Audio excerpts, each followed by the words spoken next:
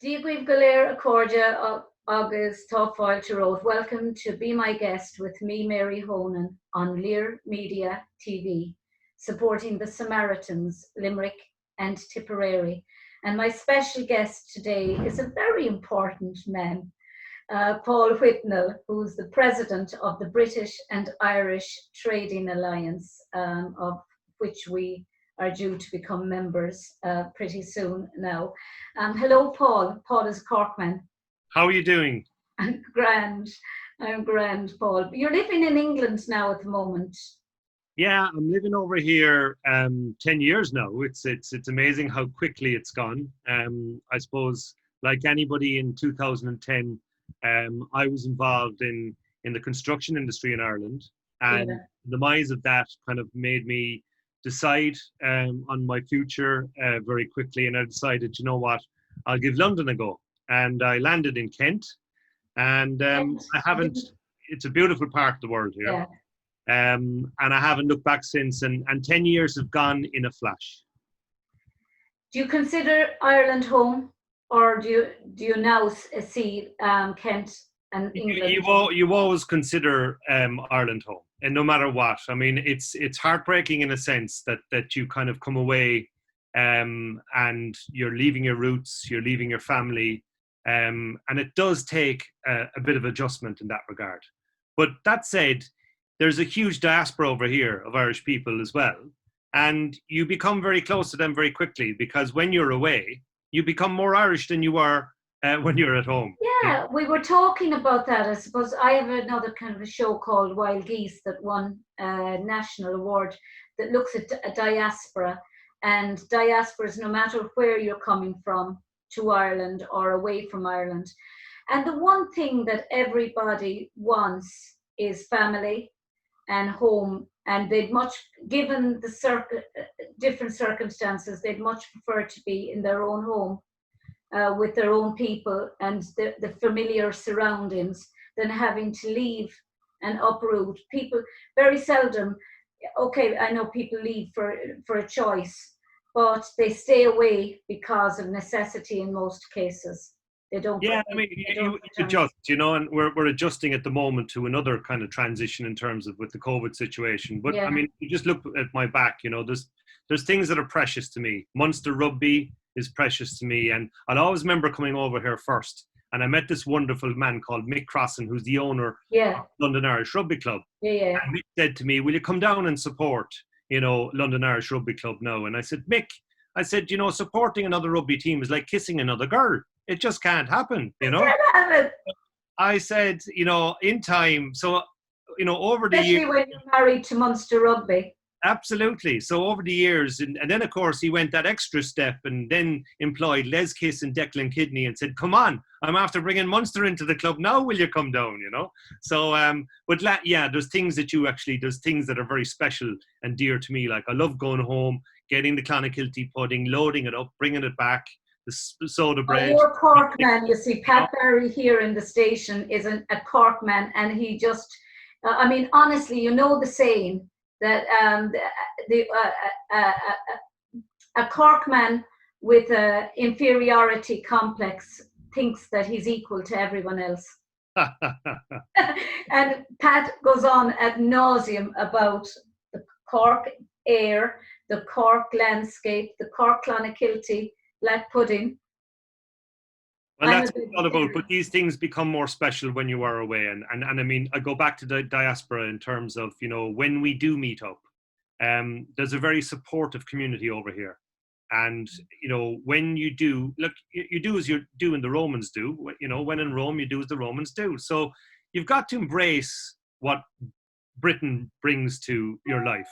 And, you know, I always have the banter, and we always have the one that, you know, we mentioned to them several times that we still only give you nous pois in the Eurovision Song Contest. I think that's pretty lousy of the Irish, and I say that as an English-born or a London-born woman. England always give Ireland the mark that they deserve, which is always a good mark.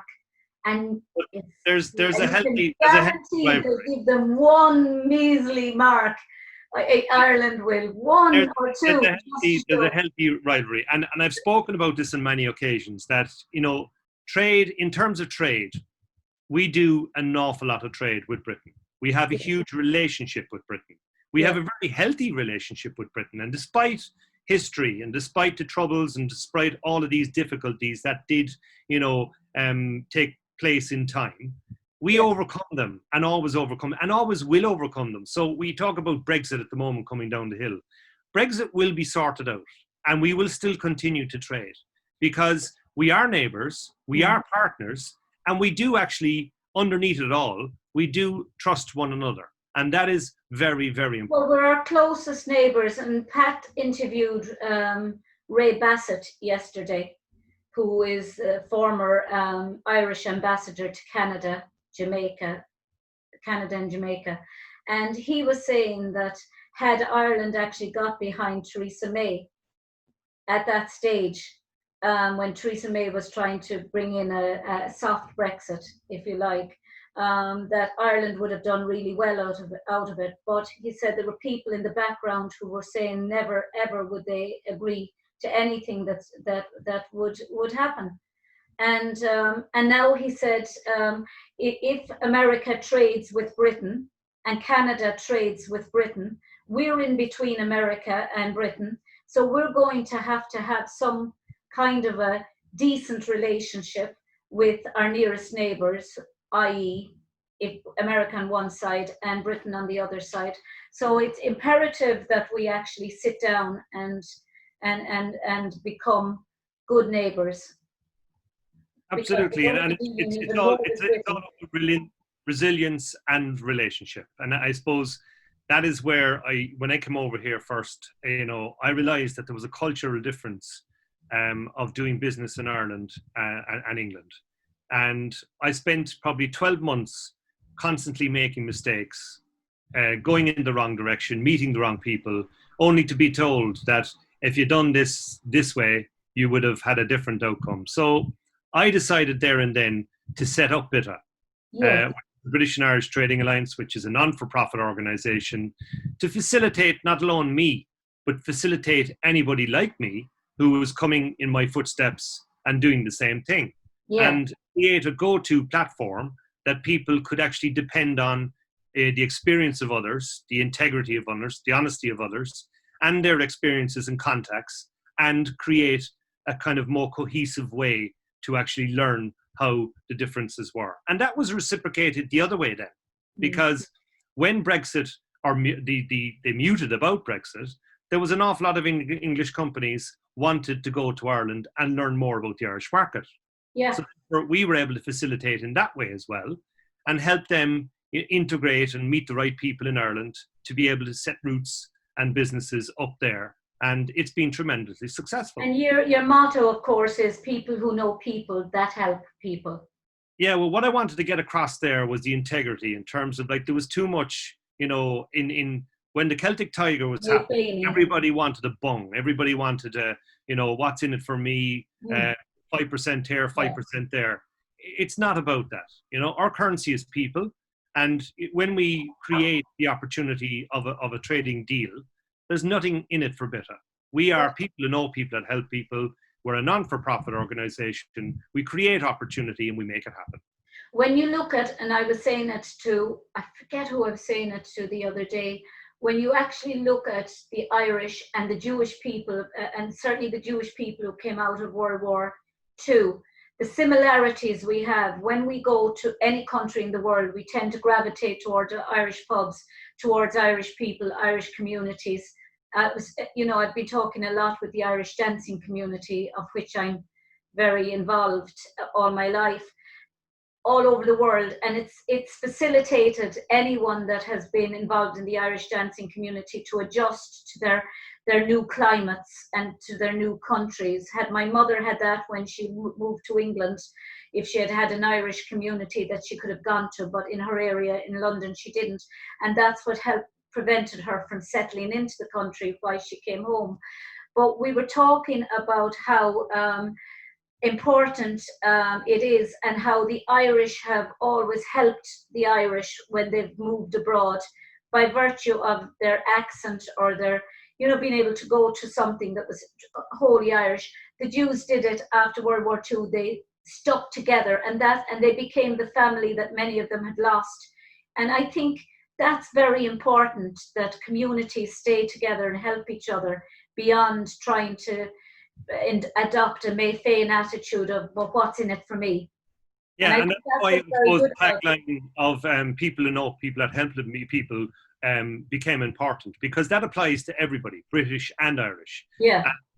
So the commonality here is what we've done is we've neutralized our operation in terms of it applies to everybody. Yeah. And not only does it apply to the British and Irish Trading Alliance, indeed, it applies to the Business International Trading Alliance, which is a global platform. So now we're relevant in America, we're relevant in Australia, and we're creating connections and opportunities in those territories at the moment. We're concentrating on things like global plastic issue, and we're talking about mental health. And the mental health in particular, you look at what's happened with COVID, and the mental health in particular for the younger generation. They're going to have to cope, they're going to have to pay for this. And these people are they've never, witnessed a hard day. And we're going to have a few hard days ahead of us. So we as an organization want to set ourselves up to be able to support this and support them in their endeavors to overcome the difficulties that we face in the future. So this is what we're kind of stepping up to do. The reason we didn't align ourselves to any political body or government body is because we don't want to have our hands tied. We want to be very important as it is within the community. Now we are getting supported, not enough, I would say, but we are getting supported nonetheless. But largely all the support that we have come from our sponsors and our membership indeed, that is actually financing the organization as it is. But the difference is, we have a very strong voice. We have now over 450 members. A lot of them are in the Irish community in the Republic and Northern Ireland, and the balance of which then are over here in the UK. But it's a very good organisation, because it's not insular to Irish, but it's almost like an organisation that says a stranger is a friend you've never met, or you just haven't met. The British feel as much part of the organisation as the Irish do. So in one sense, you're an organisation that's bridging the divide. Yeah, we do it very sensibly in terms of we've 8 chapters now in the UK. So we're in Scotland, Liverpool, Manchester, Leeds, Isle of Man, London, and then we're in Cork and Dublin in this part of the world. And what we've got one in Limerick. Why haven't we won in Limerick? That's coming on, I'm sure now. So and you're not far from the truth there. It's something that I'd love to do. We did speak to the university in Limerick, and they were going to get involved in the youth element of BITA, which is BITA X, which is the next generation. So that's something that we've already spoken to, and we've had the University of Limerick at lunches in Dublin that you were actually at yourself. Dr.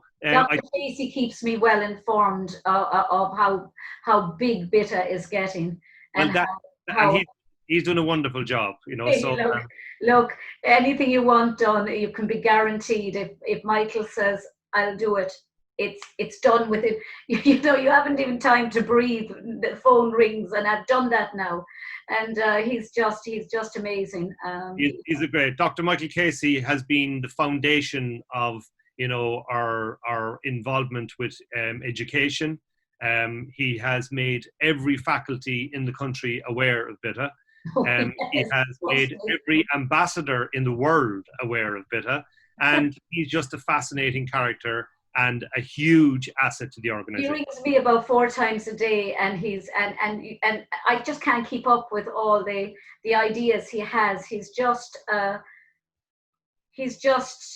a powerhouse. I just think any organization that has Michael Casey, I'm lucky to have him as a friend, because he keeps you going. He doesn't let you sit down for a second.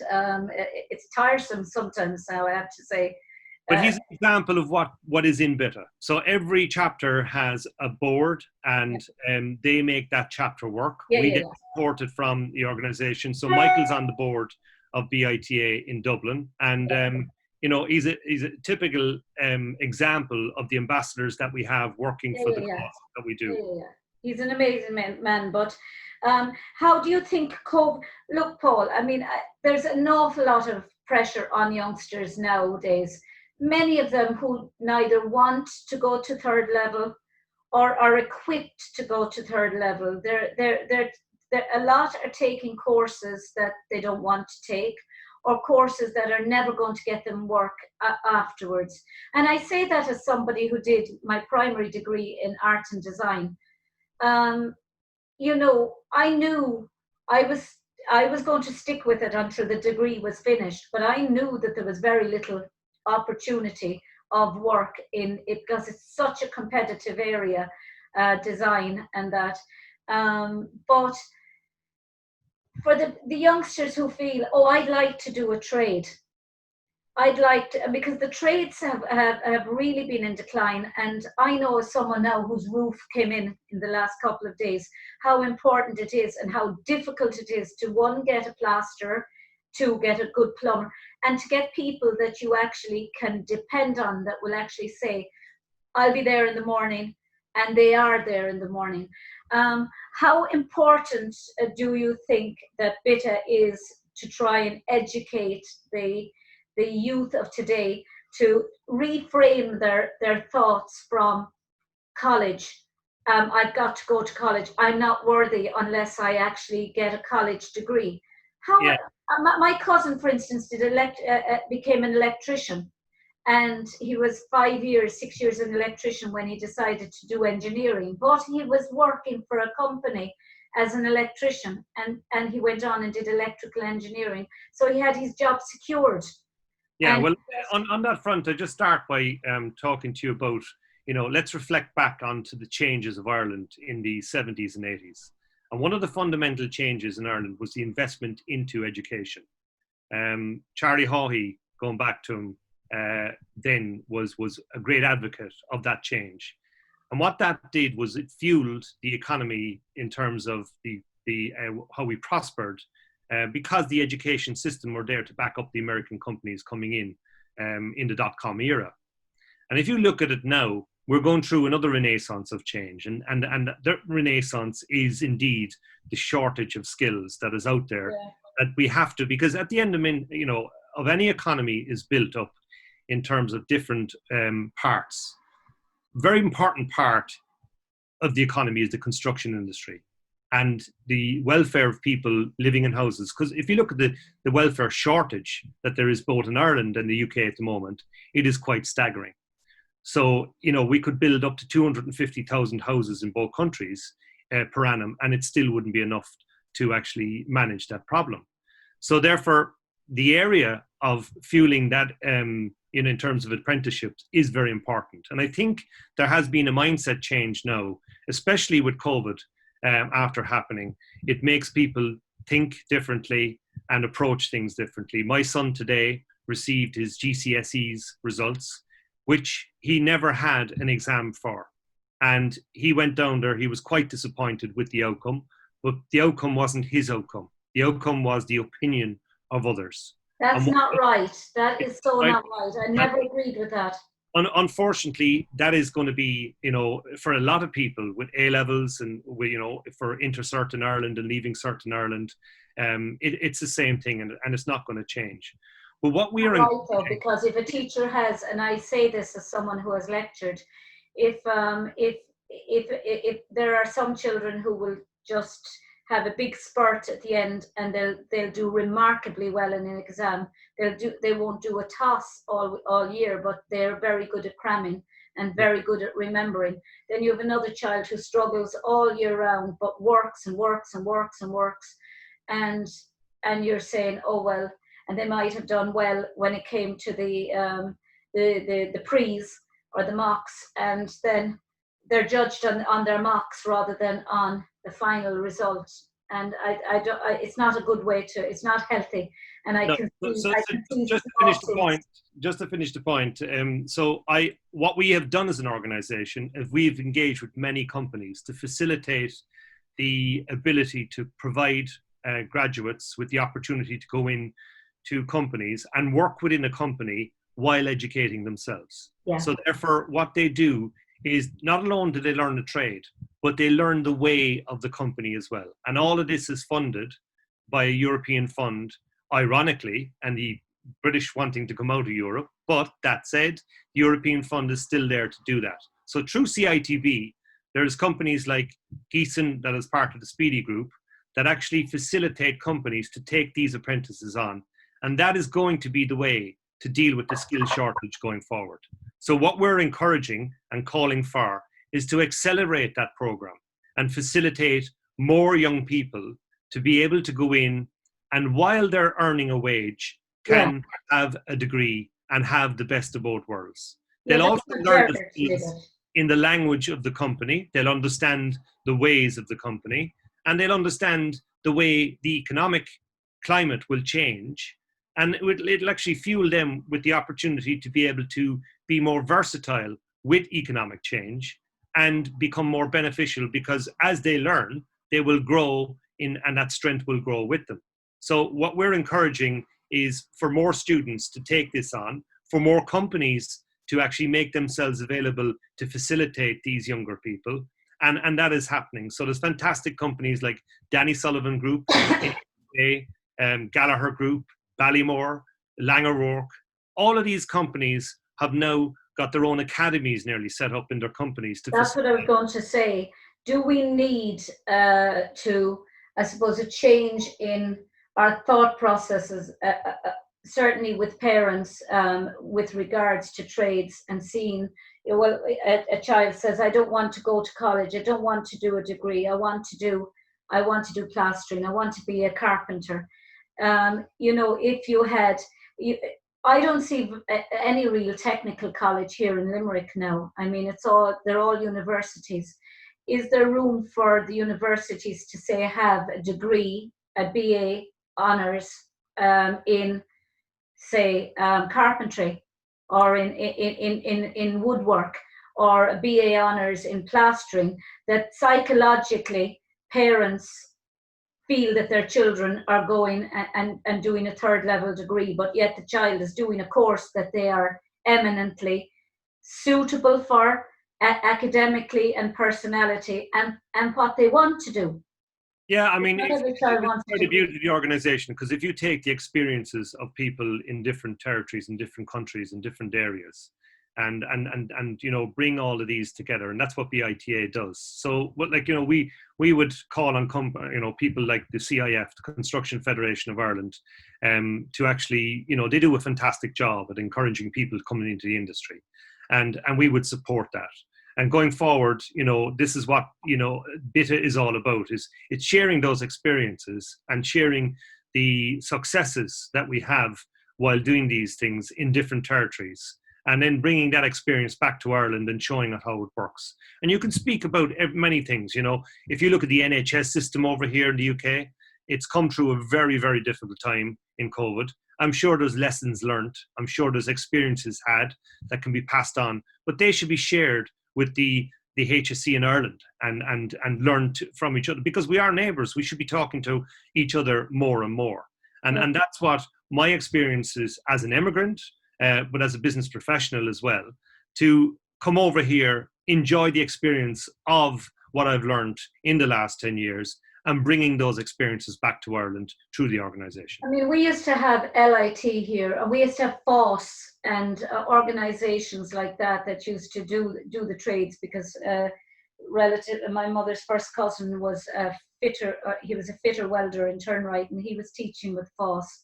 He was a very good fitter welder, but he had TB, so he wasn't able to do it for as long as he had liked. But you had that facility, and I just think that if you had some kind of a degree course, if you like, in carpentry and business, and you could teach the student not just the practical trade, but also the business side of it, how to run his business when he leaves, and all that it could be all intermeshed, and you have the best of both worlds. You have a degree, but you also have a trade. Yeah, and that's happening. Like the nurses before, it was just you trained to be a nurse. Now it's a degree to be a nurse, and so I think that kind of is a happy medium. Everyone feels that they've got, I suppose, a degree, but it's a technical degree and it's a practical degree. But it's also a business training in how to actually run their business once they leave, because not everyone will secure a job with somebody else. They may start out on their own. Yes, yeah, and that's what we're encouraging. We're behind, and there is the mechanics to make it happen over here, and do that. And we'd encourage Ireland to look at things like that. And it's even when we're talking about simple things of sites, in Ireland you need a Safe Pass card. In the UK, you need a CSCS card to go onto a site. The question we ask is, why can't we have them, crossing over to one another, that you can do it in Ireland and England? And that's a simple conversation. That's getting two organizations together, knocking their heads together, being sensible about it, and making that transition happen. Because there's another way of addressing with the skill shortage. Because if we have an opportunity where people can commute over for a short duration period while there's work being done in London, and then be able to commute back to Dublin and do work there for the same period, that's no-brainer. We need to happen. So we're calling all the time on the different organizations to encourage that type of activity. Well, you're an organization that deals, it's a very, I suppose, people-driven organization as well, and connection orientated organization. You run a lot of events. So safe to say COVID has put a crimp in your style, so to speak, at the moment. Well, obviously it has. Yeah, it obviously has in one sense, but we always had a kind of plan B, and plan B was, I suppose, our online platform, which is www.bitacommunity.org now. Yeah. So all our activity now is confined to online until we can get back out, and we're delighted to announce that we're having a golf tournament on the 11th of September, which is our first big gathering, and that will be done obviously under the guidance of social distancing, and making sure the health and safety of our members are upheld. But at the same time, it's great to see people coming back out together and networking, because while Zoom is fantastic, it doesn't replace the one-to-one activities that we have. And I see some wonderful pictures there in the background. That's us on the left with you at the British and Irish Trading Alliance event in the Castletroy Park Hotel. That's right, and that was an example where there was an English company who were providing bonds in Ireland, and at the time bonds could not be had. So we found this company called DRS Bond Management, who went into the Irish market. We introduced them to loads of opportunities.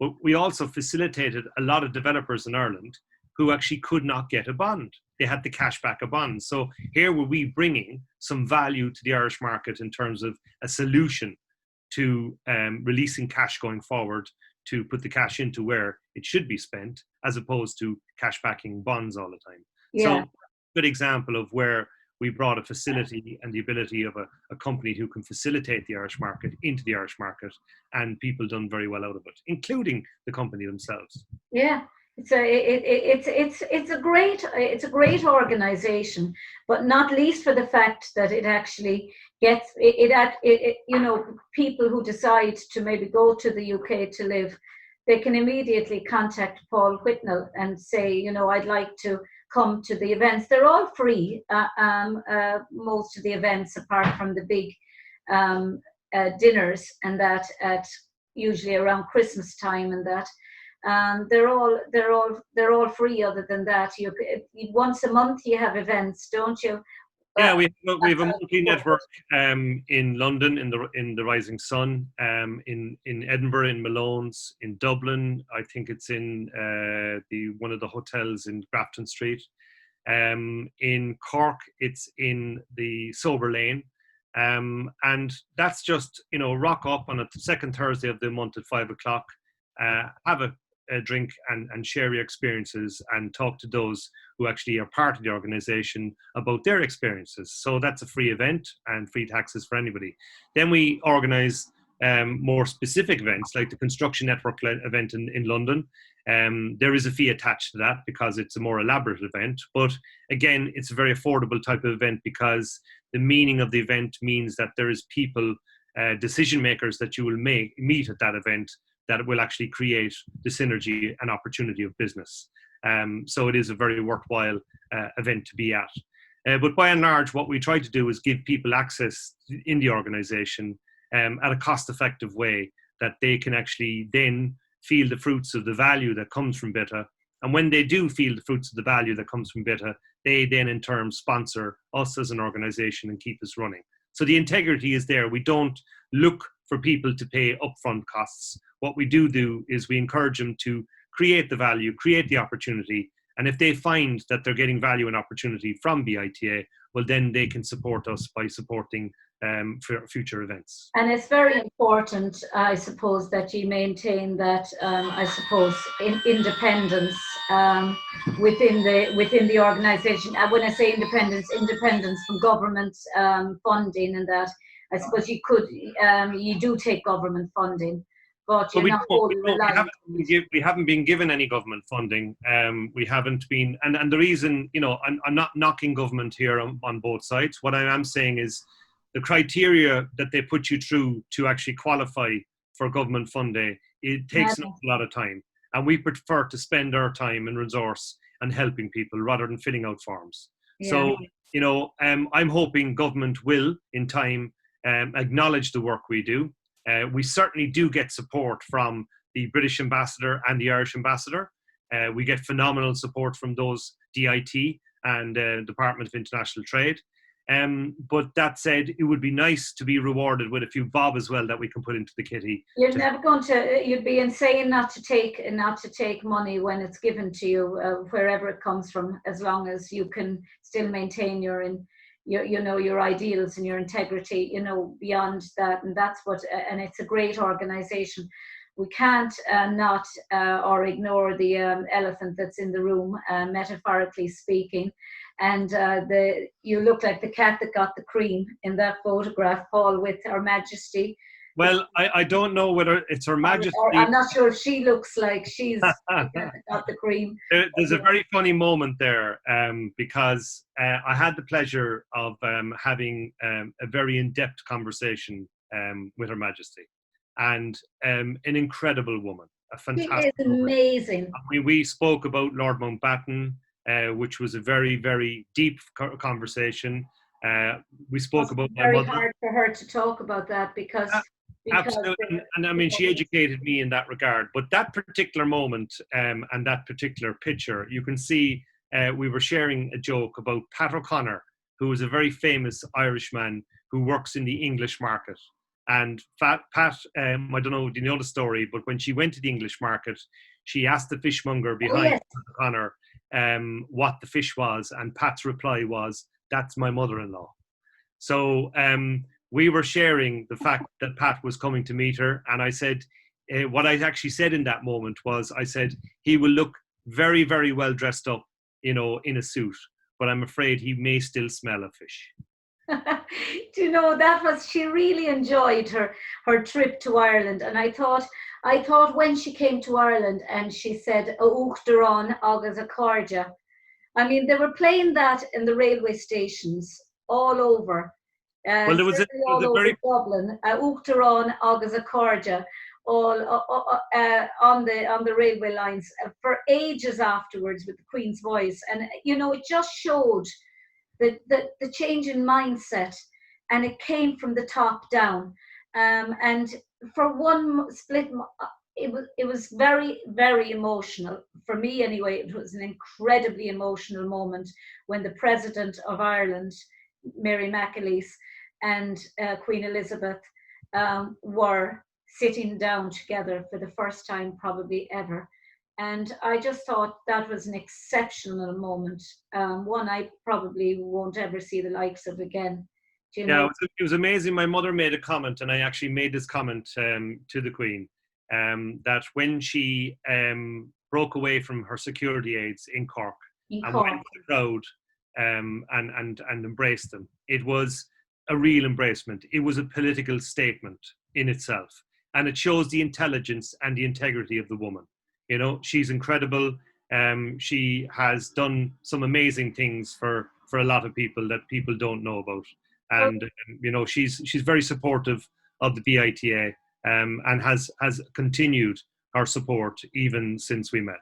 And I mean, even when you look back on her own life with when Wallace Simpson, when Edward died, King Edward, or after he abdicated, when he died, she was the one who bridged the gap between her mother, the Queen Mother, and Wallace Simpson, and brokered that arrangement in order for the two of them to actually share the same space during the funeral.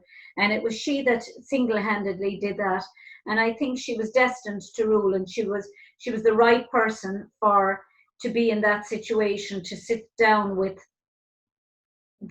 she put centuries of turmoil. I won't say she sorted her presence here, sorted it, but it certainly put a bandage over the past, if you like. It showed that this was the first queen that was willing to come to this country, as you say, go to Cork and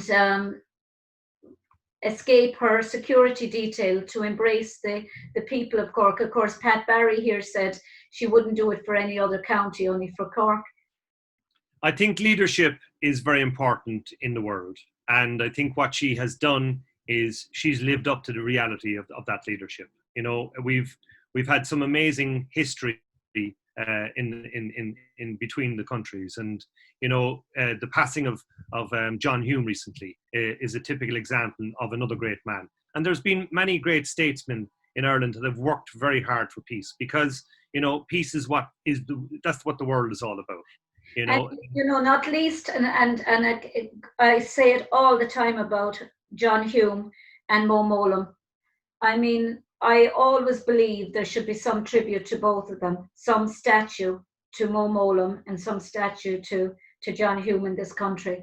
Because Mo Mowlam was the first person to go into Lankesh and take that step, the first British politician to realize, I have to go in here and make that and take those steps, to talk to people, to find out what they wanted out of life, and not to make judgments about them, to find out where they come from, sit down with them. Incredibly brave act. And you know, and John Hume the same, and many more. Yeah. And again, I go back to what the organization is all about. So this is what BIT is all about. We take politics out of things. We take, you know, business is about people, and we are people that know people that help people. And that's what it says on the tin. So how you do that and how you look after the next generation through BITA X is very important to us. And, you know, getting the younger generation to understand our experiences, mentoring up and mentoring down. They still have an awful lot to teach us, and we have an awful lot to teach them. So this is what the organization is built on. And, you know, we've enjoyed a fantastic period of growth. We've grown all over the world.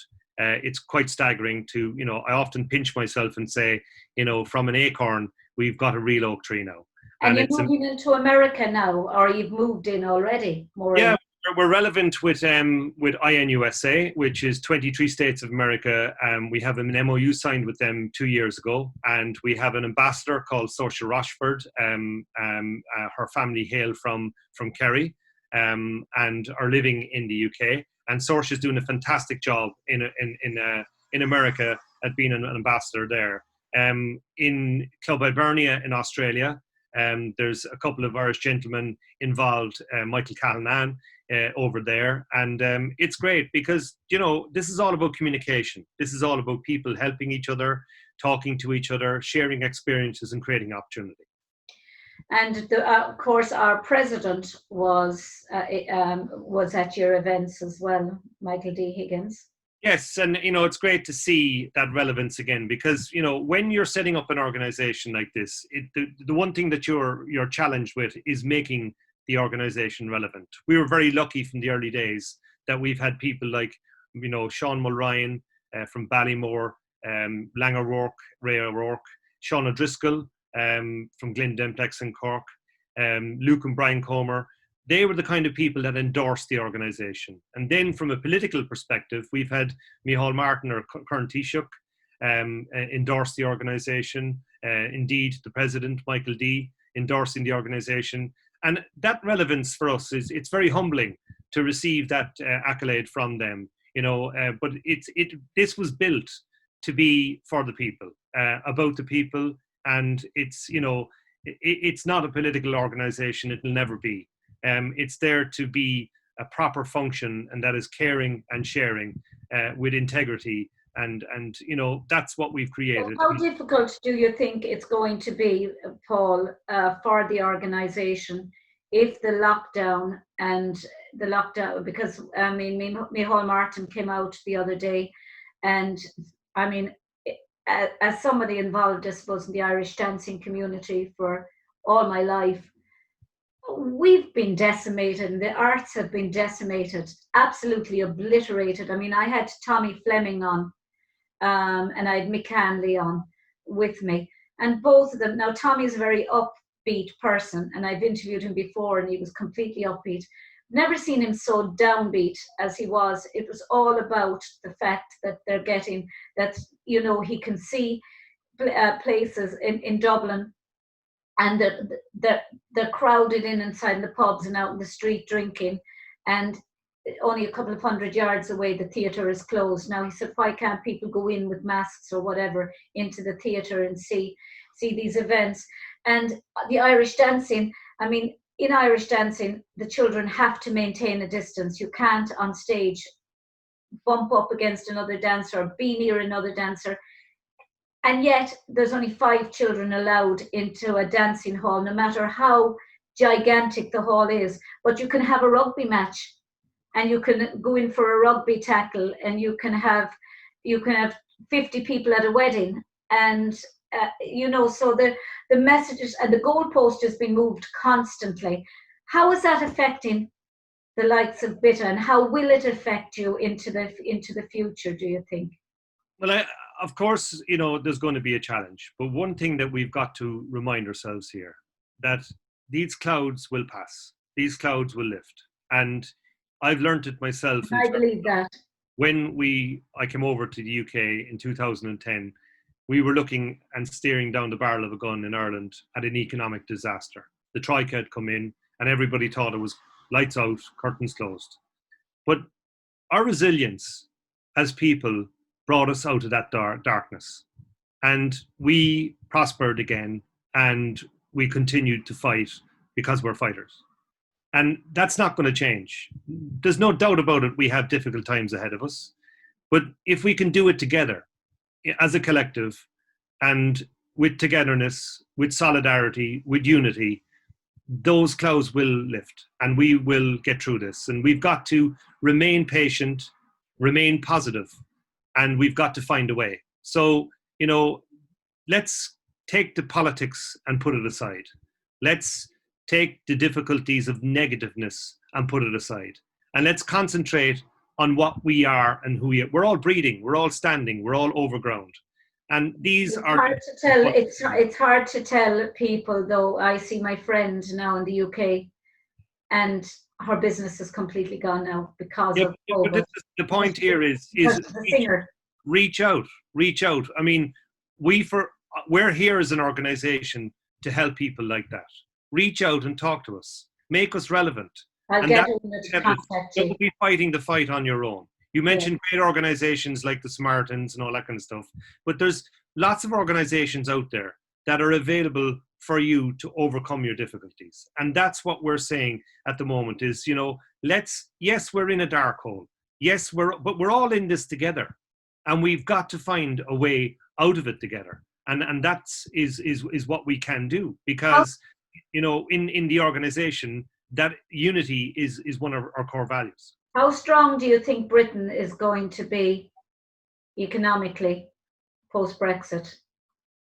The Brexit situation is an entity that nobody knows the outcome of it. So that's how long is a piece of string. Yeah. One thing for sure is the decision-making process, be it right or be it wrong. When you make a decision and you go with it, you will see the fruits of the benefits, if they are going to be there. I think the UK have been very brave in what they've done, but at the same time, there's an economic change globally that has to be addressed, and printing money is not going to be the answer. The cost of what's happened with COVID, generations are going to pay for that. Yeah, there has to be a way to work out what that is and how it's done. So again, I go back to unity. Brexit is going to take place. The decision has now been made. I think people have to get behind it. I think we have to support it. In Ireland, we have to find a way of continuing trading, continuing communicating, and continuing partnering. And that's very, very important. So, let's not put hurdles in front of each other and make problems. Let's make solutions. Well, I think probably Canada has, I'm not a business person at all, but I mean, from what I hear and from what the former ambassador was talking about yesterday, Canada seemed to be able to trade with Europe and also be able to trade with the US and be able to trade with Australia and other countries.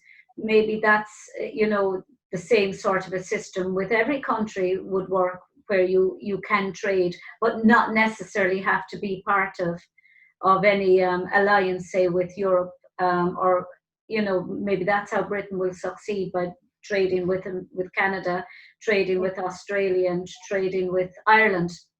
Britain will succeed because it's got the right mentality to succeed. Yeah. It's got the will of the people to come together and join together and make it happen. I'd like to see things like manufacturing strengthened in this country. I'd like to see money invested in the future of the younger generation into skills. We've spoken about that. And I think now that is becoming loud and clear. And that's what needs to happen to make us successful. But fundamentally, under it all, what we've got to do is retain that strength and character and that resilience and that fight. Because we have a couple of tough days ahead of us. But I've no doubt in my mind, I'll always remember going back to my dear father when I was made redundant. And in 2010, I had 2 kids. I was very worried. And I went home and I said, Dad, what am I going to do? And God rest him, he turned around and said to me, go for a game of golf. And I looked at my mother and I said, what kind of a piece of advice is that? But what he was telling me was to go away somewhere where you can work it out. Work it out in your head, form a plan, because you've done it before, and do it again. And that's what I say to everybody now. For me, it's driving. Absolutely. So, if that's your thing, just what we've got to do. In the car and drive. Let's not panic, stick together, and we'll do it together. So where to now for BITA? What have you planned? It's hard to make plans at the moment, but you still will, that's the nature of human beings. Certainly the nature of me. I'm a glass half full person. I always say, well, like when my roof came in the other day, I thought to myself, what's the point?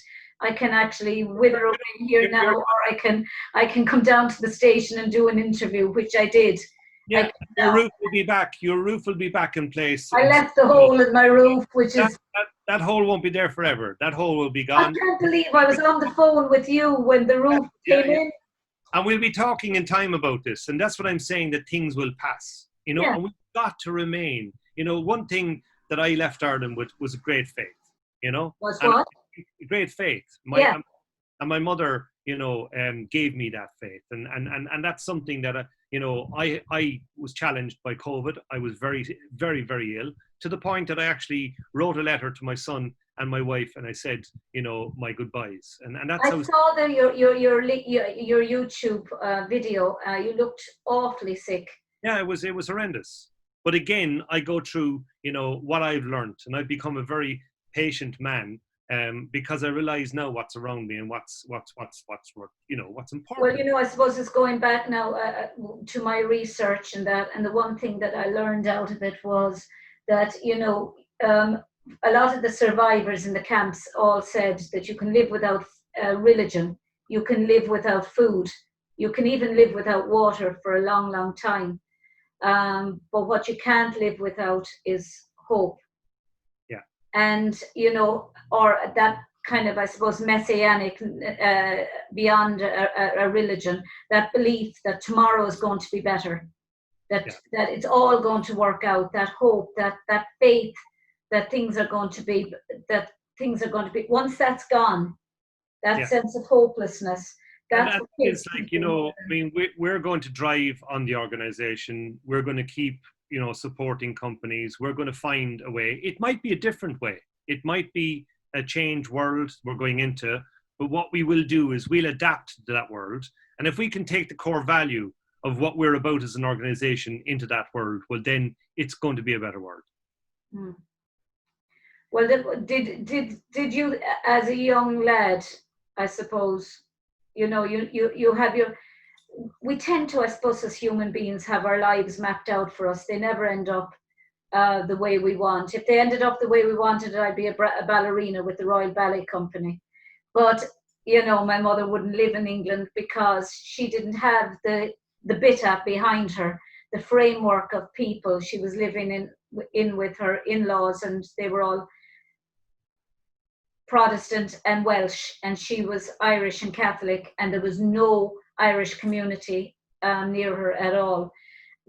She had to walk a good distance to get to mass, and if Bita had been there for the likes of my mum, or the Irish communities had been there for her, she would have still been in England, and I would have been a ballet dancer.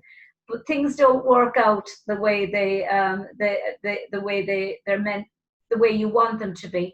But did you think, as a Cork lad, or the day that you were made redundant, that within 10 years that you would be president of the British and Irish Trading Alliance that was bringing people together?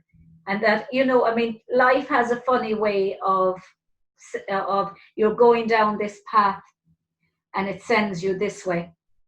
Yeah, well, I suppose find that that's where you should have been all along. In one sense, I found where I love being now.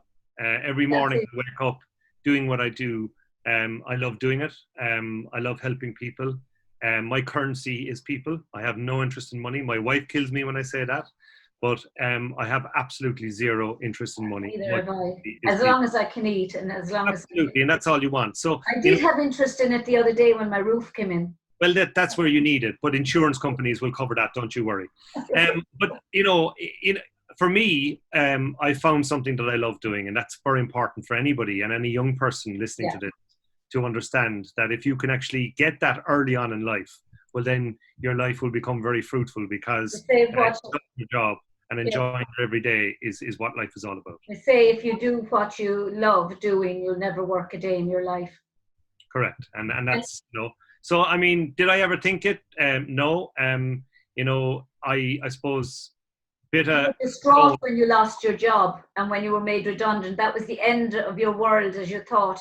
But it's just a sign to everybody that you may be on the right road for you at that stage, but the correct road for you in the next stage of your life is to go on a different branch. Yes. Yeah. So, I mean, do I, miss Ireland? Of course I miss Ireland. I miss it every day. I miss my mother every day. She's down in Blackrock and Cork, and she's still flying around, which is great. She must be very proud of you. 83. I'm sure she is, but she doesn't say much in that light, because she doesn't want me becoming. She's an Irish mother. Losing my station, as they say. But anyway, it's fantastic to see her healthy and happy, and she has her family around her there. I do miss home greatly, but I do appreciate also what I have around me also now, and the opportunity that I have around me living in the UK and helping other people in that regard. So I'm a very lucky man. And I thank my lucky stars. And did your dad live to see the outcome of the golf, playing the golf? No, he didn't. Unfortunately, see my best score being recently. But I mean, my dad taught me an awful lot. He died around 5 years ago, and he taught me an awful lot. And one thing he taught me was to be true to themselves. You know, say it as it is, and be true to yourself. And I suppose, you know, those values in terms of have made me a better person. It's great that I can pass on those values to my son, but also pass it on to the organisation in BITA and its members in terms of the message. And when it's listened to, we're very proud to be associated or to have been introduced to BITA, and we're really proud that we're going to become members of it because we feel it's a very valuable. And of course, we're also very proud to be associated with the Samaritans here in Limerick because, as you said, everyone needs help at this stage. And Pat Barry's show, Lyric Confidential, is associated with another fine organization in the US, the Yellow Elephant, young girl, Michelle Cope, young married woman. She set up the charity in memory of her friend who committed, or we won't say committed, you can't say it anymore, but took her own life.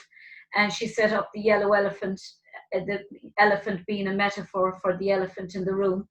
So I interviewed her the other day and we were fascinated by her. So Pat associated his show with her charity, and mine is with the Samaritans. But, you know, I mean, being part of BITA now is something that we're really looking forward to. Fantastic, and I'd like to thank you for your continued support. It's really, really good, and what you've done there in Limerick in terms of your initiative in business and bringing the station out to the air is absolutely fantastic, admirable, and well needed. So it's well needed, and it's going down well internationally. And we just hope, again, like you, we just hope that we can get people to invest in us and see our potential and sponsor us. And we're starting to get little sponsorships here and there, but you know, like you, we're waiting for somebody to come in and say, you're fabulous, we know the way we can guide you and guide us. But it's been really enjoyable joining it today and talking about the whole evolution of BITA and the creation of BITA. So thank you very much for the opportunity. You're very welcome, and thank you for coming on, and continued success. Fantastic. And it will be a successful with Dr. Michael Casey in there as well, you know. I've no doubt, yeah. Thanks. God bless. Okay. Bye-bye. Bye-bye, Paul.